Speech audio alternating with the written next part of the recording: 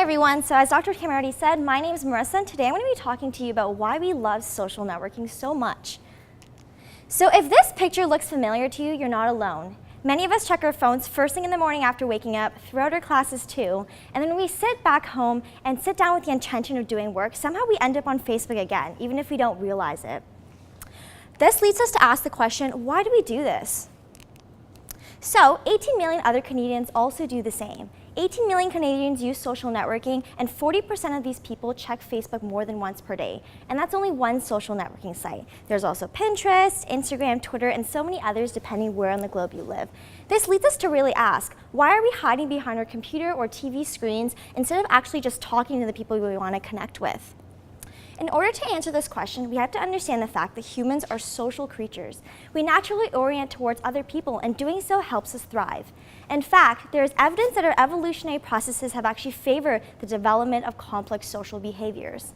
The neocortex, which is an area of the brain involved in empathy, is actually significantly larger in humans compared to other mammals of similar size.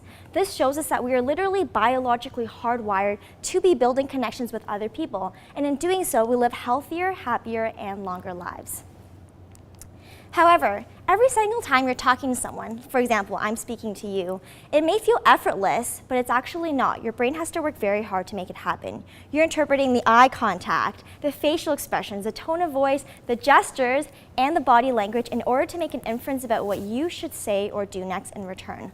On top of all of that, you're also carefully synchronizing your behaviors so that you don't give too much body contact and that you don't speak over one another. All these different things is what makes our interactions so cognitively demanding. In a really interesting study done, what researchers sought to determine is the relative impact of nonverbal cues and spoken word. What they found is that when they made these two things incongruent, nonverbal cues definitely dominated the overall message. They found that 55% of the communication came from body language, 38% from the tone of voice, and interesting enough, only 7% of the words from the actual words spoken. What this means is that if I was speaking complete gibberish to you right now, you'd still be able to tell that I'm pretty nervous right now.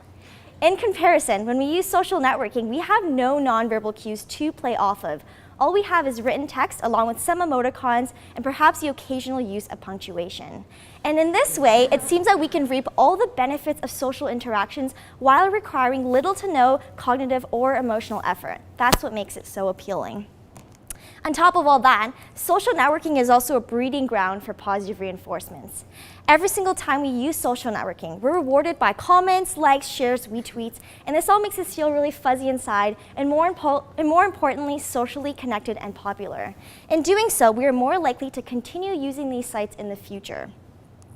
However, Although every time you experience these positive reinforcements, they feel exhilarating and provide almost instantaneous gratification, they ultimately lack the components that actually make interactions with other people fulfilling.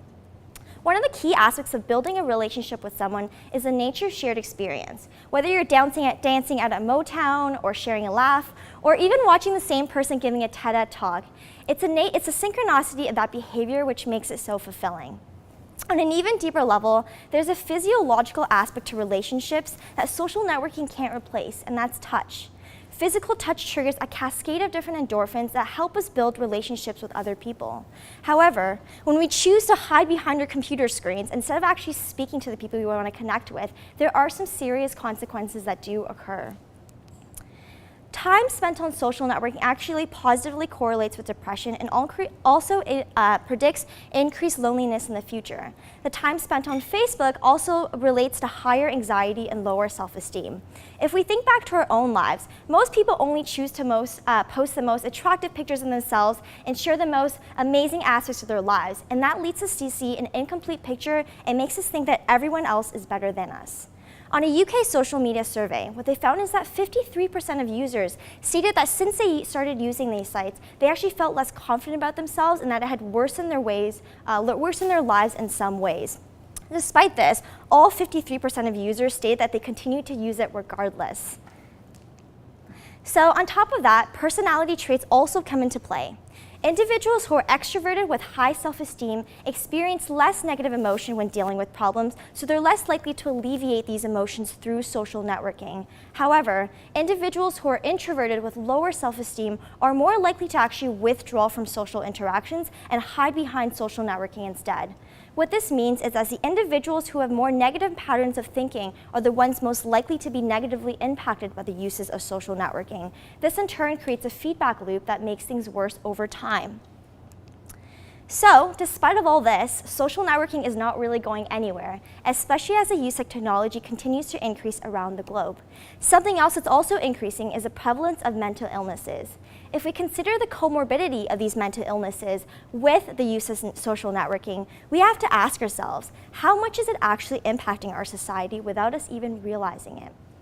This interaction is a complicated one, and a lot of further research needs to be done before we can reach any type of concrete conclusions. Some countries like China and South Korea actually already recognize internet addiction as a mental illness and have treatments and rehabilitation programs already in place. We too need to step up and start taking this issue more seriously.